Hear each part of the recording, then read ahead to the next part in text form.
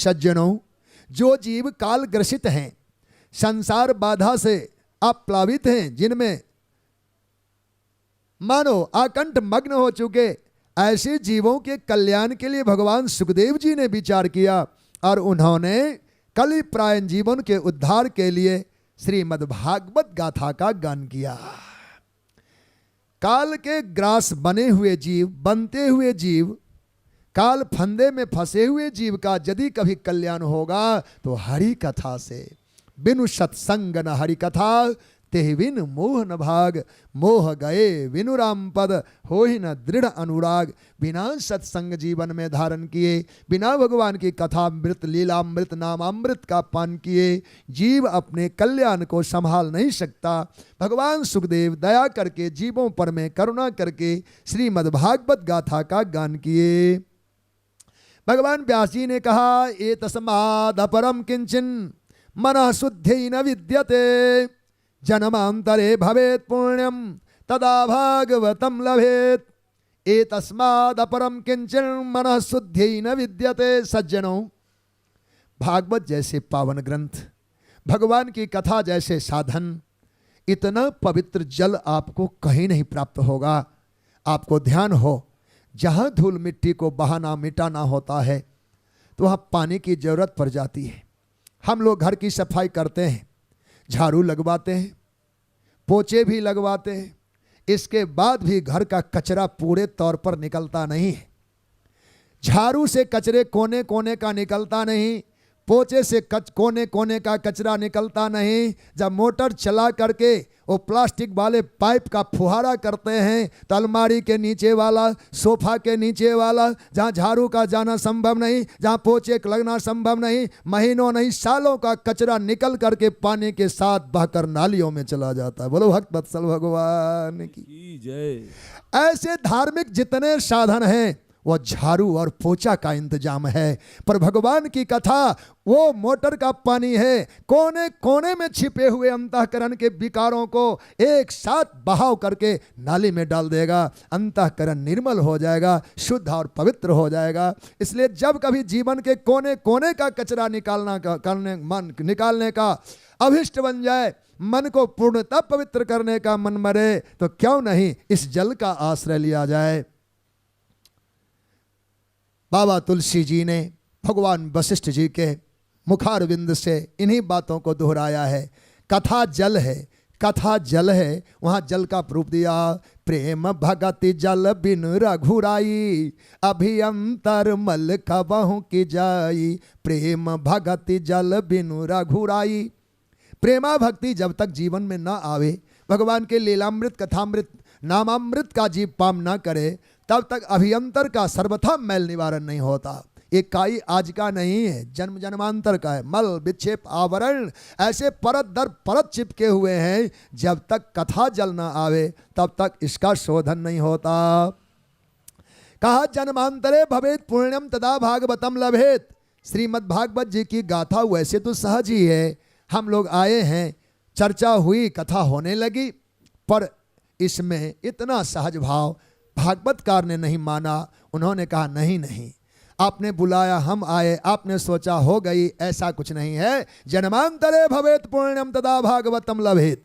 अनेकों जन्मों का पुण्य जब पूंजीभूत होता है, तभी जीव के संकल्प मात्र से ऐसे अनुष्ठान, ऐसे यज्ञ, ऐसे सत्कर्म सध पाते हैं, नहीं तो यह संभव नहीं है। वस्तुतः यह पुण्य जगह है और पुण्य का ही फल है कि भगवान ने कृपा करके अपनी कथा, करुणा की धारा, प्रेम की धारा, भक्ति की धारा सर्वांग रूप से सुनने का अवसर हम सबको प्रदान किया। यह भागवत जी की कथा देव दुर्लभ कथा है, देव दुर्लभ कथा है। कहते भगवान व्यास परीक्षिते कथाम वक्तुम सभायाम संस्थिते सुके सुधा कुंभम गृहीत्वा देवा तत्समागमत। जिस समय राजा परीक्षित को शाप लगा था और महाराज परीक्षित अनशन व्रत धारण करके पावन गंगा जी के तट पर में आज भगवान की कृपा का आश्रय लेकर बैठ गए थे, भगवान सुखदेव जी पधारे और उन्होंने श्रीमद् भागवत सप्ताह कथा सुनाने का निश्चय किया। राजन, आप निर्भय हो, आपके जीवन में 7 दिवस है और 7 दिन मोक्ष के लिए, कल्याण के लिए कम नहीं है। आपको इस सप्ताह में परम गति, परम मुक्ति की प्राप्ति होगी। निर्भय राजा आनंदित होकर जब भगवान में मन लगाकर कथा सुनने लगे, उसी समय देवता समूहों में उपस्थित हुए।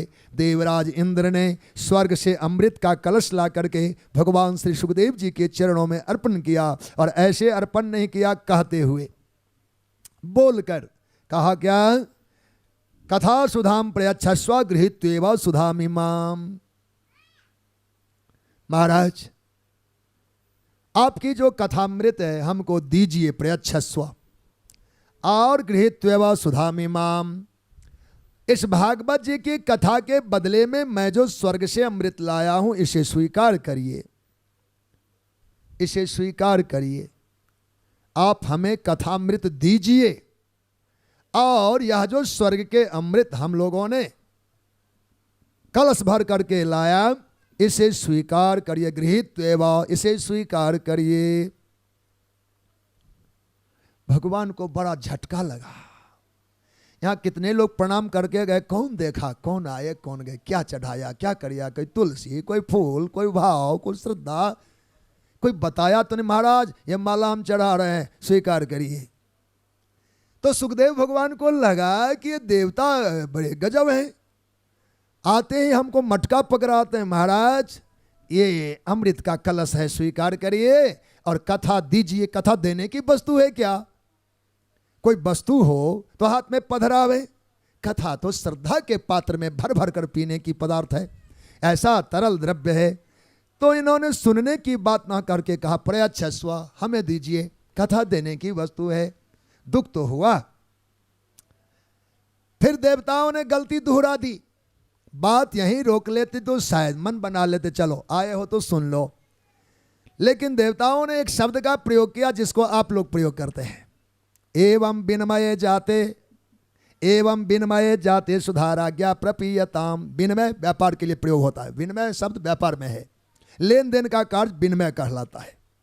तो देवताओं ने विनिमय शब्द का प्रयोग कर दिया, एवं विनिमय जाते। इस प्रकार के लेन देन से राजा तो अमृत पीवे, हम लोग कथा सुन लेंगे। अर्थात आपकी कथा निःशुल्क हम नहीं लेते। बोलो भक्त वत्सल भगवान की जय। अब देवताओं के मुख से यह बात शोभा नहीं दे रहा। ये देवता कैसे हैं? कहा तुमने दाम लगा दिया तो मैं अब आकलन करूंगा कि दाम पूरे आए क्या। वैसे तो किसी को कितना दे दो कोई बात नहीं, लेकिन जो कहे कि मैं बिना दाम लेता नहीं, तो हम कैसे मुंह रखें कि थोड़े दाम में दे दें? तब तो वस्तु पूरे दाम लगा के देंगे। तो भगवान सुखदेव ने कहा आपने दाम की बात कर दी है तो मैं देखता हूं कि मेरी कथा क्या सचमुच इस मटके के बराबर है। अगर मटके के बराबर है तब तो आपकी पात्रता है। नहीं लगा कि ये कथा हमारी और कीमत की है, या तो कीमत दो अथवा आप इससे वंचित हो जाओ। तो भगवान सुखदेव ने विचार किया, क्व कथा क्व स्वधा लोके क्व काचो क्व मनिर्महान। भगवान ने विचार किया, नहीं, हम जिन भगवान की कथा को भी गाने जा रहे थे, ये कथा तो अमृत है। वो स्वर्ग वाला अमृत क्या अमृत होगा। एक मटके की लड़ाई पता है, करोड़ों दैत्य मारे गए थे एक मटके की लड़ाई में। एक ही कलश तो निकला था समुद्र से, इनके पास तो मात्रा भी थोड़ी ही है। एक मटके की लड़ाई है, हमारे पास अमोघ सागर है। भला को कथा को स्वधा लोके, कहाँ तो भगवान की पावन दिव्य भागवती कथा, और कहाँ इन स्वर्ग के देवताओं का अमृत का कलश।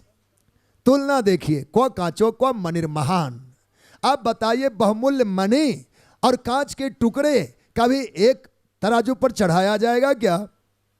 एक पलड़े पर मणि रख करके कोई भी भूल नहीं करेगा कि कांच के टुकड़े चढ़ाए, कभी नहीं। कहा ये तो बराबर कभी नहीं होगा। चाहे सारी दुनिया के वजन रख दिए जाए कांच के, तब भी मणि मूल्य के बराबर नहीं हो सकता। इसलिए तुलना में वो फीका पड़ गया। तो कहे महाराज अब हमें लगता है यह भागवत आपके भाग्य में नहीं है। ब्रह्मरातो विचार जैवा। तुलना करने के बाद भगवान ब्रह्मरात श्री सुखदेव जी ने विचार किया, नहीं देवताओं आपके योग्य नहीं है। तो उपहास करते हुए भगवान श्री सुखदेव जी ने कहा, नहीं देवताओं, अभक्तांस्तांश्च च विज्ञानयो न ददौ स कथामृतम। यह अपात्रों के लिए कथा नहीं है, अभक्तों के लिए कथा नहीं है। भगवान की कथा तो राम कथा के 23 अधिकारी, जिनकी सत्संगति अति प्यारी, सत्संग अति प्रिय हो तो वह श्रोता स्वाभाविक इसके अधिकारी माने जाते। वस्तु देकर कोई कथा सुन ले कह ले, ऐसा योग उचित नहीं। तो भगवान ने कहा, देखो सज्जनों, श्रीमद्भागवती वार्ता देवानामपि दुर्लभम, देवताओं के लिए दुर्लभा कथा है। महाराज परीक्षित का मोक्ष कुल 7 दिन की कथा में हो ही गया। 7 दिन की कथा विश्वास पूर्वक सुनने से महाराज परीक्षित तर गए। उनके बैकुंठ गमन के बाद चर्चाएं हुई। नारद सनकादि ऋषियों ने जब गान किया, आहा धन्य भागवती गाथा, जिनकी कृपा से महाराज परीक्षित तर गए। वो शापित थे, ब्रह्म शाप बड़ा कठिन माना गया है, पर आज वो उनसे मुक्त हो गए। ऐसी दिव्य कथा। तो आज ब्रह्मा जी को आश्चर्य हुआ और ब्रह्मा आश्चर्यचकित हो अपने सत्यलोक में, अपने ब्रह्मलोक में तत्काल कांटे लगवाए। कहा मैं आज तौलूंगा भागवत का मूल्य, भागवत की महिमा यहाँ तक कैसे हो गई कि कुल 7 दिन में ही कोई जीवात्मा तर जाए। कहा हमारे वेद, हमारे अन्य पुराण, हमारे अन्य शास्त्र, अनेक स्मृति आदि ग्रंथ, तो भगवान श्री ब्रह्मा जी ने तराजू के एक पलड़े पर एक एकड़ सनातन संस्कृति के जितने धरोहर हैं उनको पधराया, और दूसरे पलड़े पर अब केवल यह छोटे से ग्रंथ भागवत जी को पधराया। पर अंतर क्या देखा गया? वजन के हिसाब से इसको झुकना चाहिए, पर एक ही ग्रंथ भारी पड़ गया। गौरवेन इदम महत, दोनों पलड़ों में भागवत जी का पलड़ा झुक गया। आश्चर्य लगा उन्हें कि भागवत जी का पलड़ा झुका है। गौरवेन इदम महत, अपनी महिमा से भागवत जी सर्वांग आज इस समय नीचे की ओर झुके। महात्मा भगवान ब्रह्मा जी को बहुत आश्चर्य हुआ। सुखदेव जी भगवान से महाराज परीक्षित ने प्रश्न किया, गुरुदेव ये वेद पुराण और भगवत कृपा से हमारे जितने धार्मिक शासन ग्रंथ हैं सब तो भगवान का ही निरूपण करते हैं, तो भला बताएं इसमें भागवत जी की ऐसी महिमा क्यों हुई? हालांकि भगवान वेद प्रतिपाद्य हैं, वेद के द्वारा ही भगवान की प्रतिष्ठा है, पर आज वेद और अन्य स्मृति आदि ग्रंथ 6 शास्त्र हमारे हल्के दिखे। का बेटा कोई अंतर नहीं है, हम कोई इनमें भेद करने नहीं जा रहे हैं। हाँ, अंतर जो समझाना चाहते हैं इन माध्यम से वो जानो। आपने आम का पेड़ देखा ही होगा, कभी आम के पत्ते भी कभी मुंह में डाला हो तो स्वाद देखा होगा, डाली तोड़ के कभी दातुन किया हो तो किया ही होगा। तो उसके स्वाद से अनुभूत आप चिंतन करें, क्या आम का स्वाद आया? नहीं आया। पर जब हम फसल लगने पर, आम जब फलता और पक जाता है, तब जब एक आम सुधार के पा लेते हैं तो अत्यंत तृप्ति होती है। हालांकि वृक्ष वही है, पर जो फल में तृप्ति है और स्वाद है वो वृक्ष में नहीं है। ऐसे ये वेद भगवान हमारे वृक्ष हैं और भागवत जी उनके पके हुए फल हैं। निगम कल्पतरोर गलितम फलम, आगे की पंक्ति में वर्णन होगा। निगम कल्पतरोर, आगम निगम जो हमारे ग्रंथ हैं वो वृक्ष है और भागवत जी उनके फल नहीं, पका हुआ फल हैं। आगे हम कहेंगे पका हुआ फल नहीं, फल में तो गुठलियां होती हैं, उसमें छिलके होते हैं, लेकिन इसमें कहते पिबत भागवतम रसमालयम मुहुरहो रसिका भुवि भावुका। सज्जनों, यह फल क्या है? बिना छिलका वाला आश्चर्य का फल है। यह फल क्या है? बिना गुठली वाला। बिना छिलके के वह फल अपने आकार को बांध नहीं सकता, बिखर जाए। पर यह जो भागवत जी फल हैं बिना छिलके वाले हैं और बिना गुठली वाले हैं, इसलिए कहा पिबत भागवतम। भागवत को खाओ नहीं, देखो नहीं, सुनो नहीं, भागवत पियो। पिबतु भागवतम, पिबतु भागवतम रसमालयम। रसमाल का प्रयोग हम लोग जूस शब्द से अब करने लगे, आम हो गया, घुल मिल गया यह शब्द। हम लोग रस नहीं कहते, रसमाल नहीं कहते, जूस कहते। भागवतकार ने जूस का प्रयोग पहले कर दिया है। पिबतु भागवतम, पिबतु भागवतम, हमने जूस निकाल दिया है। 4 वेद, 6 पुराण, 18 पुराण, 52 उपपुराण, 250 स्मृति ग्रंथ, अन्य अर्वाचीन ग्रंथों का जो रस है हमने सबका निचोड़ लिया है। ये रसमाल है सज्जनों। मुहुरहो रसिका भुवि भावुका। हे सज्जनों, हे प्रिय जनों, हे भागवत जनों, बार बार भागवती रस का हम सब पान करें। तो सज्जनों, अद्भुत भागवत जी का चिंतन हो रहा है। आपने दूध कभी जीवन में उपयोग किया होगा। दूध तत्व से हम सबके सब परिचित हैं और घी को भी हमने देखा है। अभी दीपक जलाना हो तो दीपक में दूध डाल के बाती भिगा के कोई माचिस की तिल्ली को लगाते रह जाए पर दीपक जलते नहीं पाएंगे। तो आपको प्रश्न उठाने का अवसर मिल सकता, महाराज ये कमी क्यों है?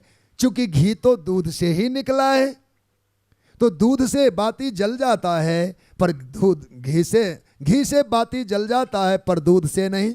यही तो अंतर है। दूध के उत्तरोत्तर विकास में दही, माखन और घी का स्वरूप बनता है और वस्तुतः घी ही आपको दूध से घी कई गुना पोषण प्रदान करता है। इसलिए घी का एक नाम शास्त्रों में बल कहा, बल नाम है, घी का नाम ही बल है। तो यद्यप दूध से ही बनकर आया पर स्वतंत्र रूप से बल नाम धारण कर लिया है। और घी आपको पोषण अलग से देता है, स्वाद की भिन्नता तो साथ साथ ही है। ऐसे ही हमारे ही वेदों के, हमारे स्मृतियों के, हमारे ही पुराणों, उपपुराणों और शास्त्रों का यह पावन रस है। पिबतु भागवतम रसमालयम मुहुरहो रसिका भुवि भावुकाः। हे सज्जनों, सौभाग्य जब कभी जीवन में आवे तो इस सौभाग्य का लाभ हम सबको लेना चाहिए।